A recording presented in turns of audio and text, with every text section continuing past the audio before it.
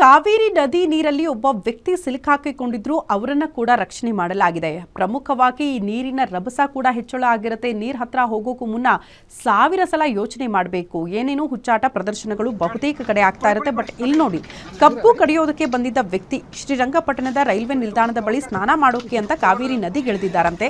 ಆಗ ನೀರಿನ ಸೆಳೆತ ಹೆಚ್ಚಾಗಿದ್ರಿಂದ ಮಹಾರಾಷ್ಟ್ರ ಮೂಲದ ಲಕ್ಷ್ಮಣ್ ಸಹನಿ ಕೊಚ್ಕೊಂಡು ಹೋಗಿ ನಡುಗಡ್ಡೆಯಲ್ಲಿ ಸಿಲುಕಾಕಿಕೊಂಡಿದ್ರು.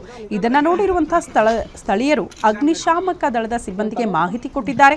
ತಕ್ಷಣ ಬಂದು ಕಾರ್ಯಾಚರಣೆಗಿಳಿದ ಅಗ್ನಿಶಾಮಕ ದಳದ ಸಿಬ್ಬಂದಿ ನೀರಿನ ಮಧ್ಯೆ ಸಿಲುಕಾಕಿಕೊಂಡಿದ್ದ ಲಕ್ಷ್ಮಣ್ ಸಹನಿಯನ್ನ ರಕ್ಷಣೆ ಕೂಡ ಮಾಡಿದ್ದಾರೆ. ಹೆಚ್ಚು ಕಡಿಮೆ ಒಂದು 3 ದಿನದಿಂದ ಇಲ್ಲೇ ಕೂತಿದ್ರಂತೆ.